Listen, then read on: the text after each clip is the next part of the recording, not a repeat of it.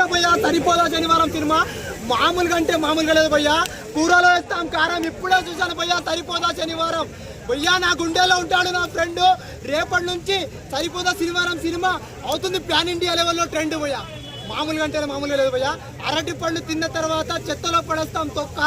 YouTube లో బేకార్ reviews ఇచ్చేది పూల తొక్క. ఈ సినిమా కూడా బాగలేదని రివ్యూ ఇస్తే పగులుతి పక్క. నిజంగా చెప్తున్నా భయ్యా.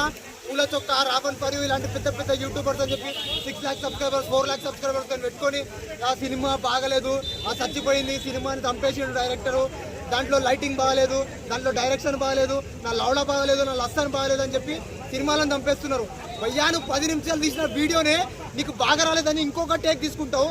అలాంటిది ఒక సినిమాని లక్షల్లో కోట్లలో చూసే జనాలకు నచ్చాలని చెప్పి ఒక డైరెక్టర్ రాత్రనక పగలనక ఎండనక వాననక సినిమాని తీస్తాడు భయ్యా.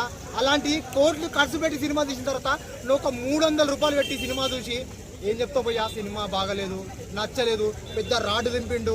ఇప్పుడు ఈ సినిమా ఎలా ఉంది బ్రో? ఫస్ట్ ఈ సినిమా గురించి చెప్పు. సినిమా బాగుందన్న. సినిమా మామూలుగా అంటే మామూలుగా లేదు. సినిమా పిచ్చ పీక్స్ లో ఉంది.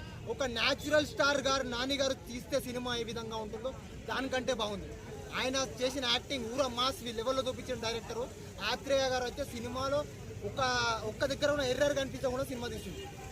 ఇప్పుడు గతంలో నువ్వు కూడా ఇక్కడ రివ్యూలు నీకు నచ్చలేదని చెప్పావు, మరి ఇప్పుడు నువ్వు పోల్చకోవాలని తగులుకున్నావేంది అన్న? అర్థం కాలేదు. ఇప్పుడు గతంలో నువ్వు కూడా అది నచ్చలేదు ఇది నచ్చలేదు నెగిటివ్ రివ్యూస్ ఇచ్చావు.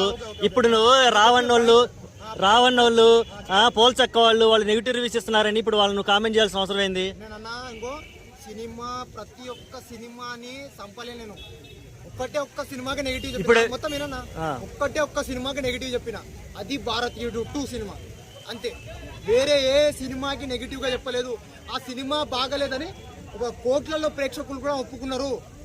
ఆఖరికి కమల్ హాసన్ గారు కూడా ఒప్పుకున్నారు. సినిమా ఇది బాగలేదు, నెక్స్ట్ పార్ట్ బాగుంటుందని చెప్పి అదొక్క సినిమాకి చెప్పిన. నువ్వు పోయి చూడు యూట్యూబ్ లో పూల చొక్క ప్రతి సినిమాని చంపేస్తాడు.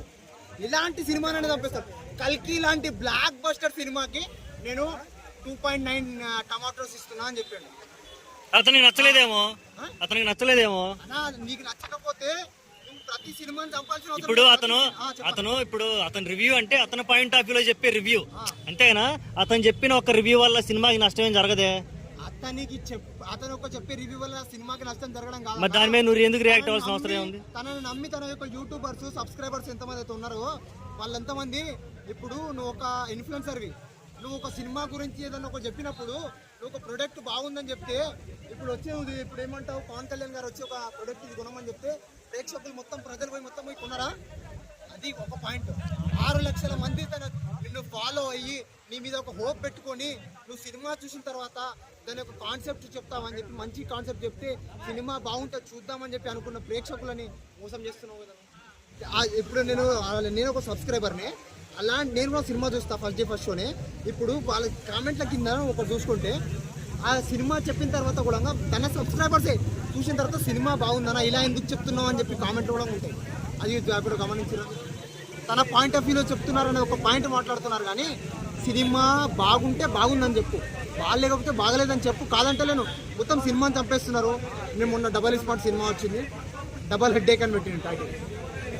ఒక సినిమా వస్తుంది రాడ్ అని పెడతాడు, ఇంకొక సినిమా వస్తుంది ఏ భవని తలనొప్పి అని చెప్పారు. అది కాదన్నా సినిమా ఇంత బాగాలేదు, దీనికన్నా మంచిగా తీస్తే చూడాలనిపిస్తుంది అని చెప్పేసేది. అంతే, చూడడం వేస్ట్.